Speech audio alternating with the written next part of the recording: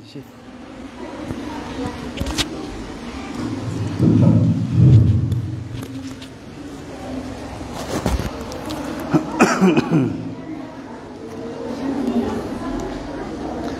Al-Fatihah. A'udzubillahi minasyaitonir rajim. Bismillahirrahmanirrahim. Alhamdulillahirabbil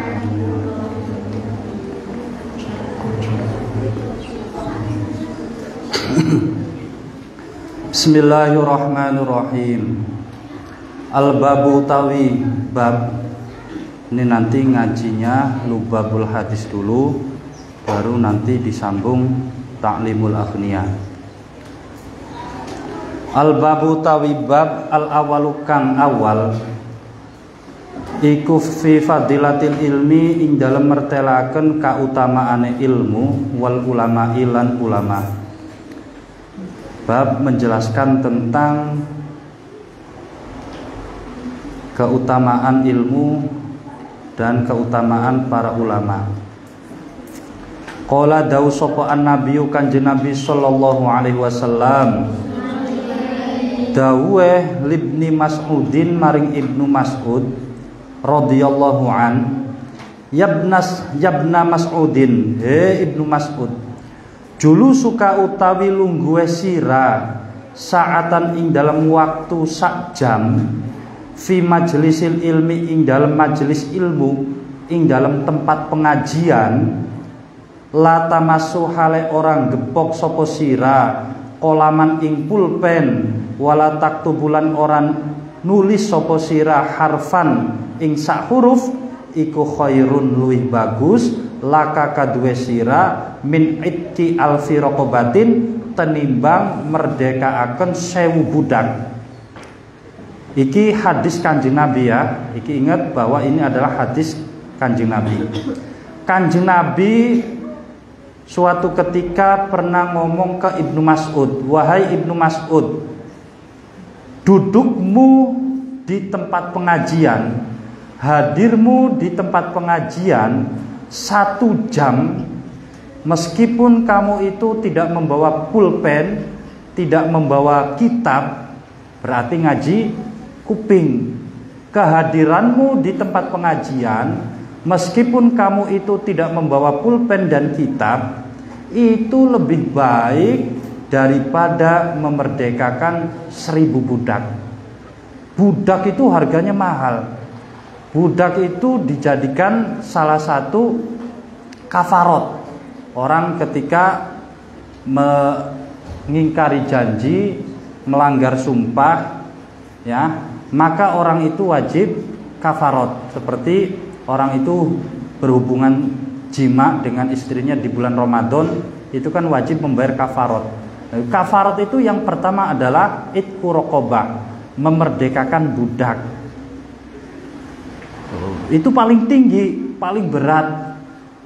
Budak itu ya harganya puluhan juta, mungkin bisa ratusan juta. Lah ini ngaji 1 jam itu pahalanya lebih besar daripada kamu bersodako sebanyak 1000 budak. Bersodako memerdekakan sebanyak 1000 budak. Tadi 1 budak, misalkan katakan 1 budak itu 100 juta. 100 juta kali 1000 itu berapa? 100 miliar. Ya 100 miliar. Jadi sampai ngaji mene iki pahalanya itu lebih besar daripada kamu bersedekah 100 miliar. Boro-boro 100 miliar. Sedekah 100.000 beku kangelan pisan. Mung ya sampean selama ini nggak pernah merasa sampean itu menerima pahala itu, nggak pernah merasa. Kalau pahala itu ditampakkan, kalau siksa itu ditampakkan, dosa itu ditampakkan, maka manusia tidak ada yang maksiat. Semua manusia itu berbondong-bondong untuk melakukan amal baik. Loh, kalau begitu berarti ibadah sampean kepada Allah itu tidak tulus. Akhirnya apa? Akhirnya ibadah sampean itu yang dipikirkan adalah pahala begitu. Yang dipikirkan adalah siksa-siksa, takut siksa begitu. Padahal sejatinya kita beribadah itu adalah kita mengagungkan Allah. Kita menganggap Allah itu adalah Tuhan semesta alam. Bukan persoalan masalah kamu dapat pahala atau tidak, bukan. Adapun masalah pahala itu sebagai bonus saja. Tapi yang paling penting bahwa kamu itu mengakui Allah sebagai Tuhan semesta alam. Ya, iku ganjarannya wong ngaji meskipun 1 jam itu pahalanya lebih besar daripada sedekah 1000 budak. Wa nadruka utawi ningali sira ila wajhil alimi maring wajah wong alim. Ningali maring wajah wong alim, melihat orang alim iku khairun luwih bagus laka tenimbang sira min alfi farosin tenimbang 1000 jaran tasoddaq kang sedekah sapa sira biha kelawan alfu faros fi sabilillah ing dalam dalane Allah. Deleng wajah wong alim, deleng wajah kiai, deleng wajah baikku lebih baik, lebih utama ketimbang kamu itu bersedekah 1000 kuda. Harus ingat ya bahwa ini adalah hadis dari kanjeng Nabi, dan yang menyusun hadis ini itu adalah Syekh Jalaluddin As-Suyuti. Syekh Jalaluddin As-Suyuti mengatakan bahwa hadis-hadis yang ada dalam kitab Lubabul Hadis itu merupakan hadis pilihan, hadis pokok yang tingkatannya adalah sahih. Kita harus yakin dan percaya. Jadi mandeng wajah wong alim. Jadi mangkene ana wayahe kita itu menunduk di depan guru, menunduk di depan kiai, menunduk di depan ulama. Ya. Sekali-kali kita itu sambil melihat wajahnya ulama.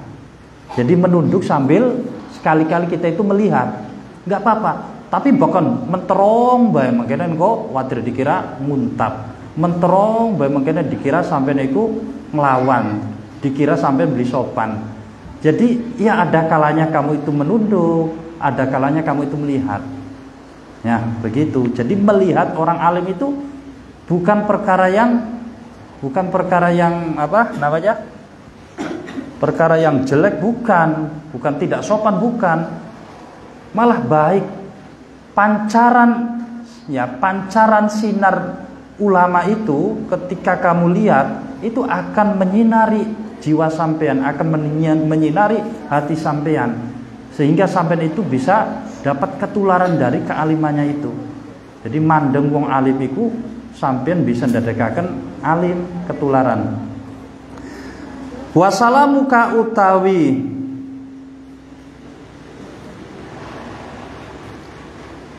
ngormati sira alal alimi ing atase wong alim iku khairul luwih bagus laka kadue sira min ibadati alfi sanatin tenimbang ibadah 1000 tahun.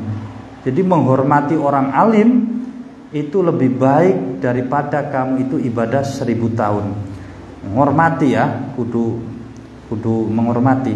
Wa qala lan dawuh sapa Kanjeng Nabi sallallahu alaihi wasallam, faqihun utawi wong ahli fikih, wahidun kang siji, mutawariun kang wirai, iku asyaddu luwih banget ala syaitoni ing atase setan min alfi abidin tenimbang 1000 wong kang ahli ibadah, mujtahidin kang nemen-nemeni, jahilin kang bodoh, waroin kang wirai.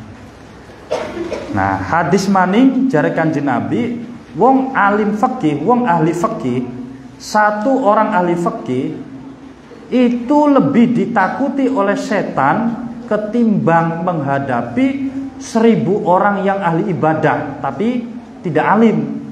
Jadi ana wong siji alim, terus ana wong 1000 beli alim. Lah menurut setan saya itu lebih takut sama satu orang ini daripada saya itu harus 1000 orang yang ahli ibadah. Padahal 1000 itu ahli ibadah, hanya saja dia itu tidak alim. Berarti alim itu sangat ditakuti oleh setan. Jadi bakas sampean iku alim, wis sampean ora usah wedi maning karo setan. Setan sing wedi karo sampean. Jadi ning tempat petengan atau sampai lewat ning kuburan mengkono ku sampai aja wedi, sing wedi mesti setane. Karena setan iku wedi maring wong alim. Jadi melayu bahkan wong alim ku boro-boro ganggu sampean. Wa qala lan dawu sapa Kanjeng Nabi sallallahu alaihi wasallam, fadlul alimi utawi kautamaane wong alim alal abidi atas wong ka ahli ibadah iku ka fadlil qamari kaya kautamaane rembulan lailatul badri ing dalam wengi purnama ala sairil kawakibi ing atase sekarine pira-pira lintang. Keutamaannya ya, kelebihannya orang yang alim atas orang yang ahli ibadah itu seperti bulan purnama dengan para bintang-bintangnya. Di langit itu kan banyak sekali planet, ya, banyak sekali cahaya, ada bintang, ada meteor, terus juga ada planet, ada rembulan. Dari sekian ya planet itu yang paling besar cahayanya adalah rembulan, apalagi rembulannya di bulan purnama. Jadi wong alim itu ibaratnya bulan purnamanya, rembulannya. Sedangkan orang yang ahli ibadah yang bodoh tadi ibaratnya itu seperti bintang-bintang. Nah, bintang-bintang itu tidak akan mungkin bersinar tanpa adanya sinar rembulan. Jadi bintang itu sinarnya itu adalah pantulan dari rembulan. Jadi wong bodoh itu bisa katon karena ning kono ku ana wong alim. Desa Kempek bisa terkenal sebab ning desa Kempek iku akeh kiai, akeh wong alim. Lamun langka wong alim, langka wong sing kenal desa Kempek. Lirboyo ku desa. Itu terkenalnya bisa melebihi provinsinya bahkan. Jadi Jawa Timur karo Lirboyo bisa jadi lebih terkenal Lirboyo. Siramondok ning Lirboyo langsung paham. Siramondok ning Jawa Timur endi? Jawa Timur mendik mengkonon. Jadi desa itu bahkan bisa mengalahkan provinsi. Itu karena apa? Karena di dalam itu ada orang alimnya. Iku ibaratnya mengkonon. Wa qala lan dawu sapa Kanjeng Nabi sallallahu alaihi wasallam, man utawi sapane wong iku intakola mondok sapa man. Intakola ku pindah iku artinya sampean lunga sing umah marani pondok, mangkat mondok. Iku intakola mangkat mondok sapa man ya ta'alamu hale belajar sapa man ilman ing ilmu ghufira mangkat den ampuri ya, mangkat den ampuni lahu kadwe man ya, ghufira maka den ampuni sapa lahu man qabla ayah tua ing dalam sadurunge yen ta nglangkah sapa man. Sapane wong kang mangkat mondok arep luru ilmu, maka sejak dari rumah sebelum dia itu keluar rumah itu dosanya sudah diampuni.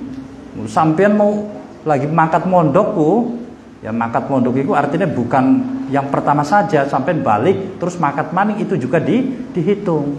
Berarti mungkin enaknya bolak-balik ya. Balik terus mangkat maning, balik habisan dosa hilangnya, bukan seperti itu. Artinya sampean pertama berangkat mondok itu sudah dihapus dosanya. Nah itu nanti liburan sampai pulang, terus Syawal berangkat lagi, itu bakal dihapus lagi dosanya, seperti itu. Jadi ya untungnya sampean iku mondok iku mangkene ya. Mung iki sampean karena tidak ngerti ya keutamanya ilmu sehingga sampean itu belum begitu besar di dalam menghormati ilmu. Wa qala lan dawu sapa Kanjeng Nabi sallallahu alaihi wasallam, akrimu mulya ana sapa sira kabeh al ulama ing ulama, fa innahum karna temesetune ulama indallahi indal munggo Allah iku kuramau pira-pira wong mulya mukramuna kang den mulyakaken kabeh. Mulyakanlah para ulama karena menurut Allah para ulama itu adalah makhluk-makhluk yang mulia dan dimuliakan. Jadi tidak ada makhluk yang paling mulia kecuali manusia yang bernama ulama. Wa qala lan dawu sapa ya, karena Kanjeng Nabi juga ulama. Ya, Kanjeng Nabi ulama itu apa sih? Ulama itu jamaknya dari alimun. Alimun itu artinya apa? Alimun itu orang yang berilmu. Para nabi berilmu tidak? Berilmu. Jadi para nabi juga ulama. Hanya saja mereka beliau-beliau itu punya tambahan gelar yaitu nabi. Di samping ulama beliau juga seorang nabi. Kalau kiai-kiai itu kan hanya ulama saja, bukan nabi. Wa qala lan dawu sapa Kanjeng Nabi sallallahu alaihi wasallam, man utawi sapane wong iku nadzara ningali sapa man ila wajhil alimi maring wajah wong alim, nadratan kelawan sak kedepan, ningali wajah wong alim cuma sekejap mata, sepenglihatan, ya. Fafariha nuli bunga sapa man biha kelawan nadro, sapane wong kang ningali wajah wong alim. Siapa orang yang melihat wajahnya orang alim dengan penuh sukacita, dengan penuh senang, dengan penuh gembira, sampean ditekani kiai seneng pisan, ya. Kholaqo maka bakal ndadekaken sapa Allah taala mintilkan nadroti saking mengkonon-mengkonon peninggal malakan ing malaikat yastaghfiru halanyun ngampura sapa malak lahu karena man ila yaumil kiamati maring dina kiamat.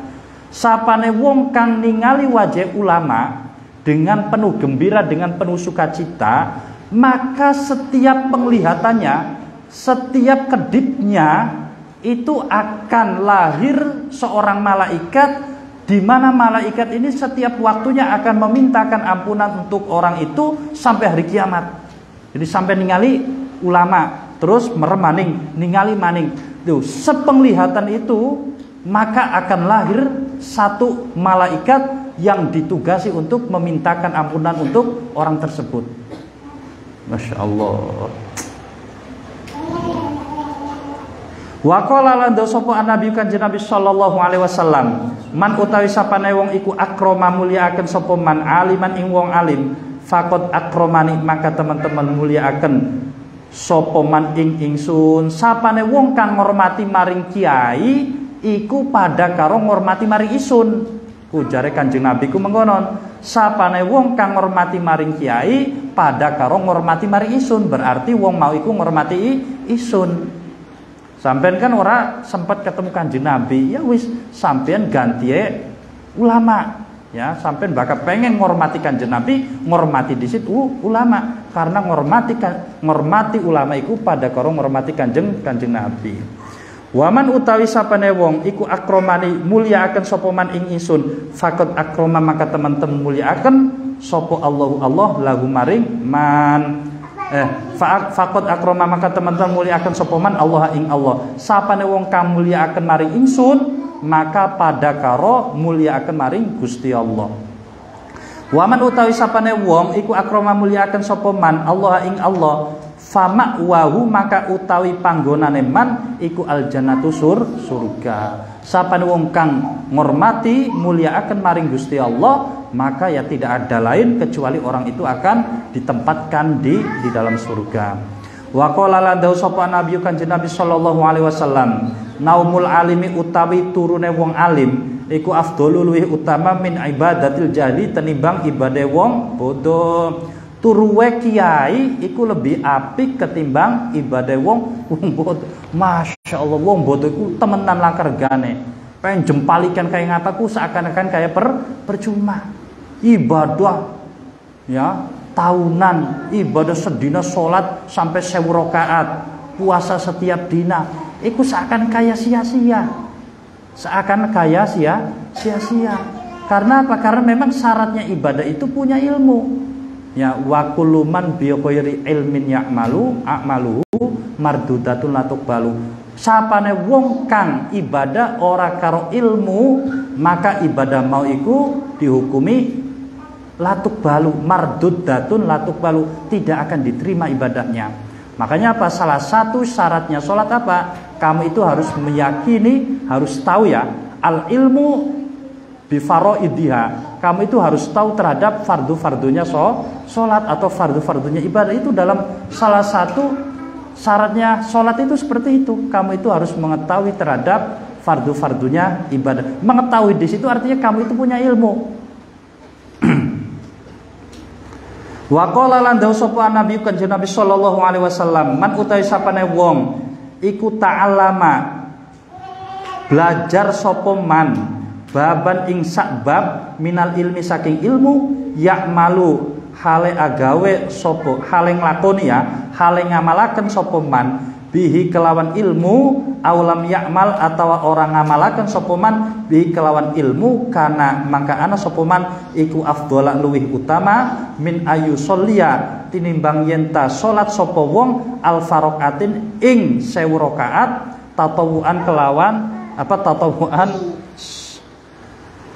kelawan sunnah. Sapane wong kang belajar ilmu, sapane wong kang ngaji, baik ilmu tadi diamalkan ataupun tidak, itu lebih baik tenimbang orang yang tidak mengaji, dia melakukan sholat sebanyak 1000 rakaat.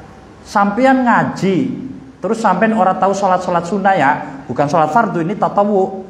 Ya, sampean ngaji terus sampean iku ora tahu sholat bengi, ora tahu sholat hajat, ora tahu sholat witir, sholat tahajud. Nah, bature kancane ora tahu ngaji, tapi setiap dina sholat terus, sholat sunat terus, puasa terus setiap dina iku. Lah, itu lebih baik kamu daripada temanmu tadi yang setiap harinya wiridan terus, sholat sunat terus, tapi orang tahu ngaji. Jadi sampean ngaji, sampean iku wis bernilai ibadah yang sangat besar. Sampeyan ngaji baik wis ibadah kabeh isine wis ganjaran kabeh. Jadi ibaratnya iku mulane banyak kiai yang menyarankan santri wis ora usah kakean tirakat. Wis ora usah kakean puasa pati geni, puasa Daud, puasa apa? Puasa tahunan. Itu enggak usah puasa-puasa lagi. Sampai ngaji saja yang mempeng itu sudah lebih baik daripada puasa-puasa itu. Sampai banyak kiai yang bilang begitu. Tapi kalau misalkan sampean itu ngaji juga, tirakat juga itu ya lebih baik. Sampai ngaji ongko, tirakat ongko itu pasti lebih sempurna, lebih baik. Tapi ketika dibanding antara orang yang wekel ngaji karo wong kang wekel wiridan, itu tentu lebih baik wong kang wekel ngaji. Wa qala lan dawu sapa Nabi Kanjeng Nabi sallallahu alaihi wasallam, man utawi sapane wong iku zaro dolan sapa man atau sowan ya, iku zaro sowan sapa man aliman ing wong kang alim, fakaan nama zaroni maka kaya sowan sapa man ing isun. Sapane wong kang teka maring kiai, sapane wong kang sowan maring kiai, iku pada kaya sowan maring ingsun. Jadi sekalipun sampean iku durung tahu umroh, durung tahu haji, tapi lamun sampean iku wis pernah sowan maring kiai, iku sampean itu sudah dianggap sudah pernah sowan maring kanjeng Nabi. Jadi sowan maring kiai iku jare kanjeng Nabi pada karo sowan maring isun wis tak wakilaken kabeh ning para kiai, ning para ulama. Waman utawi sapane wong iku sofaha salaman sapa man aliman ing wong alim, fakaan nama sofahani maka kaya salaman sapa man ing isun. Sapane wong kang salaman karo kiai pada kaya salaman karo kanjeng Nabi, kaya ya salaman karo isun kanjeng Nabi. Waman utawi sapane iku jalasa ngumpul sapa man aliman ing wong alim, fakaan nama jalasani maka kaya ngumpul sapa man ing isun. Sapane wong kang ngumpul karo kiai, ya lungguh karo kiai, iku pada kaya lungguh karo kanjeng Nabi. Fid dunya ing dalam dunya. Waman utawi sapane wong iku jalasane lungguh sapa man ing ingsun fid dunya ing dalam dunya ajlastuhu maka bakal lungguhaken sapa ingsun ing man mai sertane ingsun yaumal kiamat ing dalam dina kiamat. Sapane wong kang pernah lungguh karo ingsun ing dalam surga ing dalam dunya, maka besok ning akhirat bakal tak ajak ngopi lungguh karo ingsun ning surga. Ujar Kanjeng Nabi mengonon. Jadi sapane wong kang pernah sowan karo kiai maka dianggap sowan karo ingsun ning dunia. Sapane wong kang pernah sowan karo ingsun ning dunia maka tak anggap sowan karo ingsun ning akhirat. Al babu tawibab atani kang kaping 2 iku fi fadilati la ilaha illallah, ing dalam kautamaane la ilaha illallah maupun masalah ilmu karo ulama. Wis jelas gamblang pisan ya. Jadi ora usah takon maning ilmu iku Apa keutamaan ilmu iku? Apa sih manfaatnya? Ya, untungnya luru ilmu iku apa sih? Untungnya wong mondok iku apa? Wis ora usah takon maning, wis jelas pisan. Qala dawu sapa Nabi Kanjeng Nabi sallallahu alaihi wasallam, man utawi sapane wong iku qala ngucap sapa man kula yaumin ing dalem saben-saben dina la ilaha illallah Muhammadur Rasulullah, ing kalimat la ilaha illallah Muhammadur Rasulullah mi'ata marrah kelawan 100 ambalan, jaa maka bakal teka sapa man yaumal kiamati ing dalam dina kiamat, wa wajhuhu hale utawi wajeman iku kal qamari kaya rembulan Lailatul Badr ing dalam wengi purnama. Sapane wong kang maca kalimat la ilaha illallah Muhammadur Rasulullah ping 100, ya, la ilaha illallah Muhammadur Rasulullah, la ilaha illallah Muhammadur Rasulullah ping 100 iku besok ning akhirat sampean wajah iku paling padang dewek. Ya, wong-wong liyan pada peteng sampean paling padang dewek. Nah, iki dirutinaken sedina minimal ping 100. Wa qala lan dawu sapa Kanjeng Nabi sallallahu alaihi wasallam, afdalu dzikri utawi luwih utama-utamane zikir iku la ilaha illallah, maca la ilaha illallah. Wa afdalu du'a utawi luwih utama-utamane doa iku alhamdulillah, maca alhamdulillah. Luwih utama-utamanya zikir iku kalimat la ilaha illallah. Barang siapa yang mengucapkan kalimat la ilaha illallah, maka darahnya itu tidak boleh dihukumi apa? Darahnya itu ya, darahnya itu diaman ya. Darahnya itu tidak boleh artinya tidak boleh dibunuh ya. Orang itu tidak boleh dibunuh. Sekalipun orang itu ya banyak maksiatnya, banyak dosanya, tapi kalau dia masih mengucapkan la ilaha illallah, berarti dia itu dihukumi Islam. Ya. Jadi Wahabi ku Islam duduk, Islam karena apa? Karena mengucap kalimat la ilaha illallah. Mung bae kae Islam iku Islam sing radikal. Islam kan macam-macam ya. Mulane Kanjeng Nabi dawuh ya, iftaraqat ummati ala isnaini wasab'ina firqatan. Besok umatku itu akan terpecah belah menjadi 72 keping, menjadi 72 kelompok. Jadi umatku berarti umat Islam itu akan terbelah menjadi 72 golongan. Nah, kulluhum finnar, semuanya masuk ke neraka illa wahidan, kecuali satu. Satu ini akhirnya berhenti cuma di situ. Dawe Kanjeng Nabi illa wahidan, berarti di situ. Kemudian ditafsiri oleh para ulama bahwa wahid di situ yang dimaksud adalah ahli sunnah wal jamaah. Nah, akhirnya orang itu mencari siapa ahli sunnah wal jamaah itu. Ya, ahli sunnah wal jamaah, ahli itu adalah ahli sunnah, orang yang aktif ya, orang yang senantiasa mengikuti sunnah Kanjeng Nabi. Orang yang senantiasa berpegang teguh pada ajaran Kanjeng Nabi, itu namanya ahli sunnah wal jamaah. Dan orang yang suka bersatu, orang yang mengikuti kelompok. Jadi wal jamaah itu orang yang mengikuti kelompok besar. Jadi ahli sunnah itu adalah orang yang mengikuti ajaran Kanjeng Nabi yang disepakati oleh orang yang paling banyak, yang disepakati oleh kelompok yang paling banyak. Ajaran Kanjeng Nabi itu kan banyak sekali pendapatnya, banyak sekali versinya, banyak sekali tafsirannya. Lah, sampean tinggal pilih saja pendapat yang disetujui oleh orang yang paling banyak itu yang mana. Itulah adalah wal jamaah itu di situ. Nah, jadi misalkan masalah apa ya? Masalah apa Gusti Allah itu berjisim? Apakah Gusti Allah itu di atas arsy? Di atas arsy berarti Kanjeng Nabi itu membutuhkan tempat. Arsy itu kan tempat. Akhirnya banyak sekali penafsiran ulama. Ada yang menafsiri Gusti Allah ku ya ning atas arsy. Ada yang menafsiri tidak, arsy itu artinya Gusti Allah itu menguasai arsy, istawa alal arsy itu. Nah, pokoknya dari pendapat ini, mana saja pendapat yang paling banyak, maka itulah pendapat yang benar. Kenapa? Sebab mara'ahul muslimuna hasanan fahuwa indallahi hasanun. Apa-apa yang menurut orang Islam, kebanyakan orang Islam itu baik, maka menurut Allah pula baik. Jadi misalkan sampai itu pengen tahu ini hukumnya apa, ya, pengen tahu ini hukumnya bagaimana. Misalkan kayak inilah, kayak awal bulan Ramadan, tanggal 1 Ramadan itu jatuh pada hari apa? Ada yang hari Rabu, ada yang hari Kamis, ada yang nanti hari Jumat, macam-macam kan ada kelompok, bahkan ada kelompok di mana di luar Jawa itu lebarannya tanggal 27 Ramadan. Jadi masih jauh sekali Ramadannya, lebarannya ini sudah lebaran. Nah, ini dilihat saja kelompoknya yang paling banyak mana.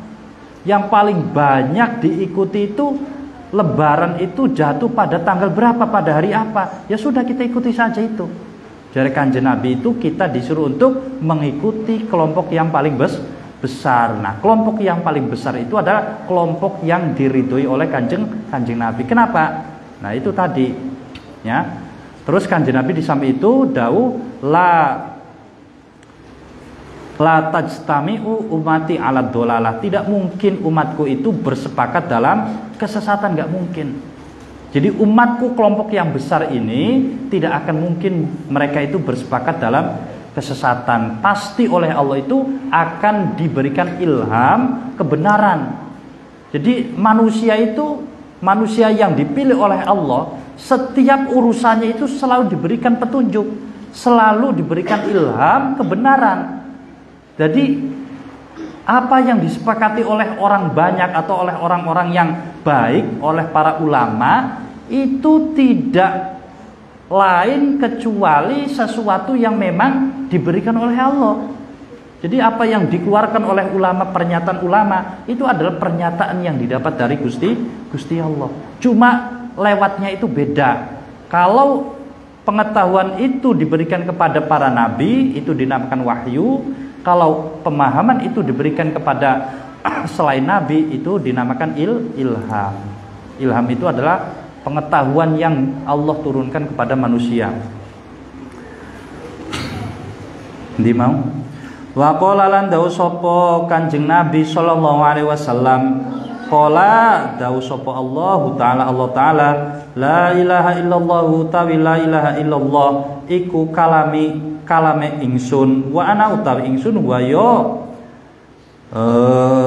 kalami man utawi sapane wong iku qala maca sapa man ing la ilaha illallah dakhala maka manjing sapa man hisni ing pangreksa ingsun, ing perlindungan ingsun.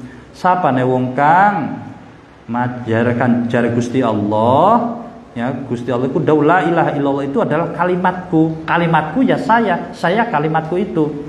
Dan barang siapa yang membaca kalimat itu, maka dia akan masuk dalam perlindunganku, akan saya jaga dalam hidupnya. Wa man utai sapane wong iku dakhala manjing sapa man hisni ing pengreksa ingsun, amina maka bakal aman sapa man min iqabi saking siksa ingsun. Sapane wong kang manjing ning umahe ingsun jare Gusti Allah, maka ora bakal disiksa, maka ora bakal kena bencana.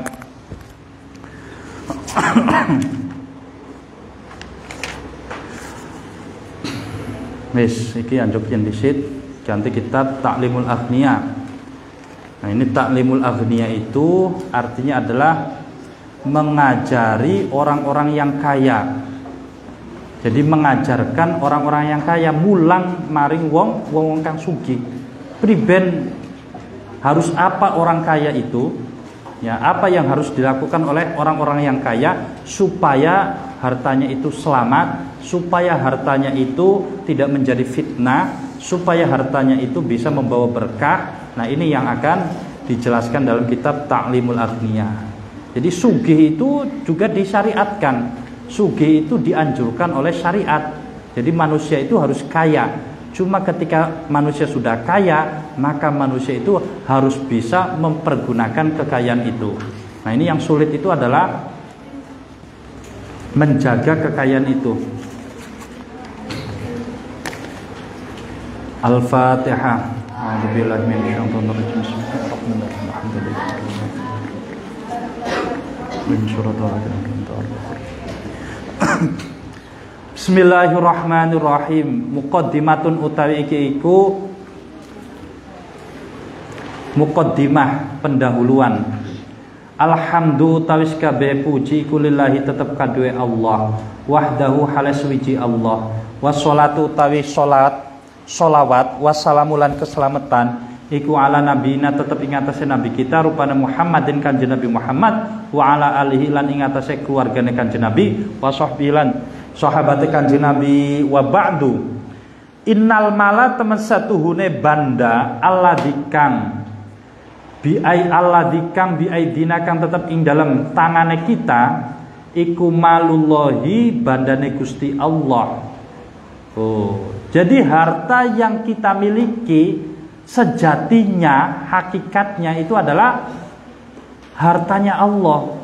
Ya, jadi harta yang kita miliki selama ini itu pada dasarnya, pada hakikatnya itu bukan milik kita. Kita ini tidak memiliki apa-apa. Semuanya itu adalah milik Allah. Jadi hakikatnya itu adalah hartanya Allah, miliknya Allah. Nah, kalau harta itu miliknya Allah berarti harus bagaimana? Istakhlafa hale ndadeaken ganti sapa Allah ibadahu ing pira-pira kaulane Allah fihi ing dalam mal liyumfiquhu supaya pada nafkahaken sapa ibad ing mal fima ing dalam panggonan amarohum kang perintah sapa Allah ing ibad ayyum fiquhu ing yenta nafkahaken sapa ibad ing mal ma fihi ing dalam ma ba'da an ja'alahum ing dalam sawise yen ta ndadeaken sapa Allah ing ibad ya mas'ulina ing pira-pira wong kang den takoni kabeh anhu saking mal wa muhasabina lan pira-pira wong kang den hisab kabeh ala turuki kasbi ing atase pira-pira dalane menggawene goletiye mal wa turuki infaqihi lan pira-pira dalane nafkah mal. Jadi harta yang kita miliki, ya harta yang dimiliki oleh manusia itu hakikatnya adalah hartanya Allah yang dititipkan kepada manusia tersebut untuk digunakan di tempat yang benar. Awas ya. Jadi harta yang kita miliki itu sebenarnya titipan, bukan milik kita. Nah, titipan itu berarti kita harus bisa menggunakannya yang benar. Kalau kita salah menggunakannya, maka kita yang akan disalahkan, yang akan dimintai pertanggungjawaban. Wa warodalan tu makafil hadising dalam hadis asyarifika mulia opo fanikmal mali lafat fanikmal mali fanikmal mali maka iku sak bagus-bagusnya banda fanikmal malu maka iku sak bagusnya opo al malu banda asolihu kang bagus lil abdi kadwe kaula asolihi kang soli fanikmal mal ya fanikmal malu asolihu lil abdi ya lil abdi as-soli. Jadi sebaik-baiknya harta ya, sebaik-baiknya harta itu adalah miliknya hamba yang soli. Karena harta tadi itu miliknya Gusti Allah, maka mesti yang memiliki harta itu adalah orang-orang yang soleh.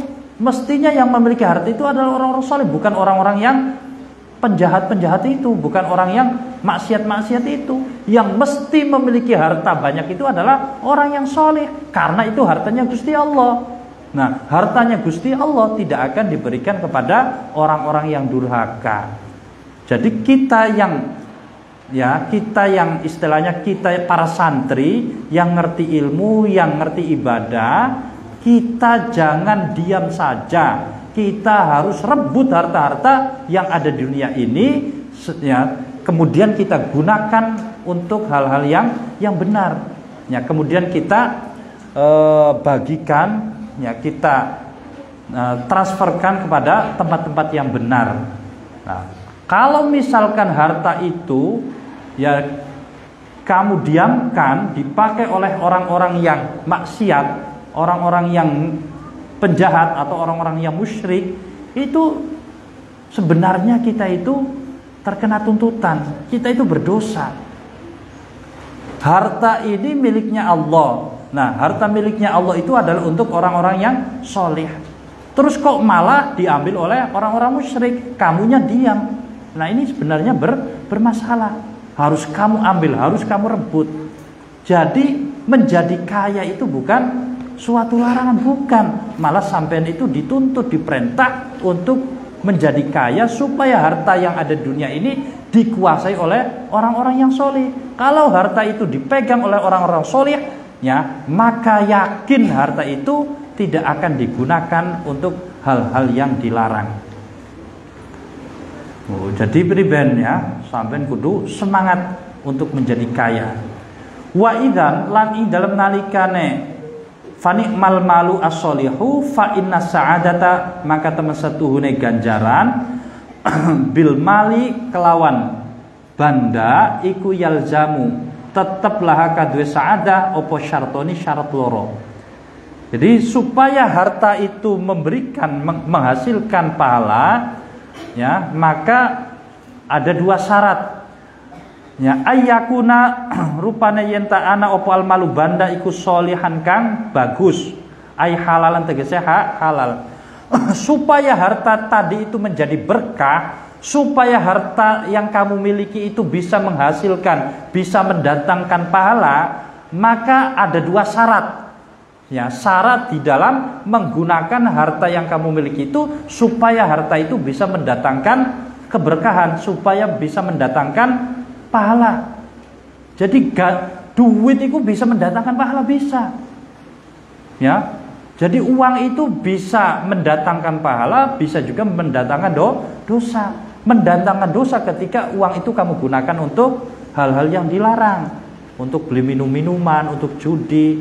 Nah, berarti uang itu akan mengantarkanmu kepada perkara dosa.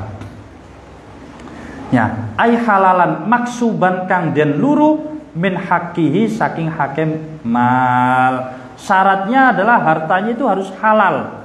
Jangan harta yang syubhat, apalagi harta yang jelas-jelas haram. Sebisa mungkin kita itu memakan dan untuk anak-anak kita, istri kita itu dengan uang yang jelas-jelas halal. Kalau rasanya harta itu masih samar, ya, misalkan masih ragu ini halal apa tidak halal, udah mendingan kamu buang saja. Kamu dibelikan, jangan kamu makan lah, pokoknya kamu dibelikan kendaraan atau dibelikan pakaian, dibelikan apa yang sekiranya tidak masuk ke dalam perut. Ya, jadi jangan sampai perkara haram itu masuk ke dalam tubuh kamu. Sebab ketika perkara haram masuk ke tubuh kamu, maka kamu itu seperti kena racun. Ya, seperti kena racun. Kamu itu, tubuh kamu itu menjadi sakit. Kalau tubuh kamu itu sudah sakit, maka kamu itu akan sulit untuk mengoperasikannya, untuk menggunakannya. Hati-hati, awas ya. Aja gampang mangan-mangan perkara haram. Sebisa mungkin dilatih, dipaksa. Ya, dipaksa priben sekiranya isu niki bisa jaga saking perkara haram. Ya, bakal bestele kurang, ya tinggal telepon wong tua. Wong tua anaknya ning kene kelaparan, ya masa ya tega beli ngirimi. Ya, jadi bakal duit entong ya nyili, bakal orang nyili ya nelpon wong tua. Tapi ya aja boros mengkonon. Ayakuna rupane yen ta ana sapa sahibul mali wong kang anduweni banda iku solihan wong kang solih layat gho kang ora lacut walayah tarulan ora kebujuk walayung fikulan ora nafkahaken sapa wong almala ing banda fi fasadin ing dalam kerusakan. Dan syarat yang kedua, bahwa orang yang memiliki hartanya itu harus orang yang ngerti, ya, ngerti uang ini dipakai untuk apa saja, ngerti di dalam muamalah, termasuk muamalah. Supaya uang kamu itu selamat, maka kamu itu harus ngerti aturannya muamalah, harus ngerti hukumnya muamalah. Kalau kamu salah dalam bertransaksi, maka uang itu akan menjadi barang haram. Uangnya ini asalnya halal, tapi gara-gara salah transaksi, maka uang itu bisa berubah menjadi haram. Bagaimana? Ya misalkan transaksinya tidak sah. Kamu misalkan beli pakaian, Lah beli pakaiannya itu tidak sesuai dengan syarat rukunnya, maka ini kan tidak sah. Maka ketika tidak sah, barang yang kamu beli, misalkan makanan lah, maka makanan ini menjadi makanan yang haram, kemudian masuk ke dalam tubuh kamu juga menjadi haram. Jadi ilmu itu perlunya seperti itu, bukan hanya sampai niku mondok iku supaya pantes-pantes ngau pantes-pantes top, supaya ning tangga ke sawang iki isu mondok, ki anaknya bapak ki akeh ibu ki mondok. Jangan sekedar itu. Jadi kamu mondok itu tujuannya adalah untuk mencari ilmu supaya kamu itu ngerti di dalam menjalani kehidupan ini.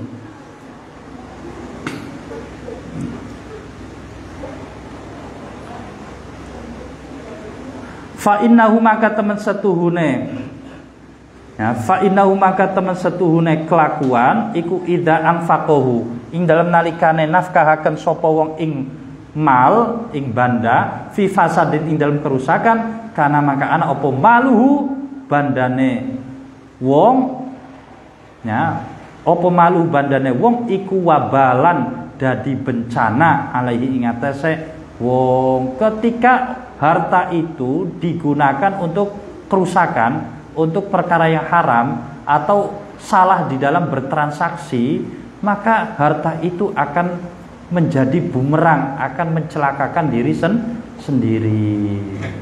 Qala al-Imamu Al-Ghazali wallahu a'lam bishawab.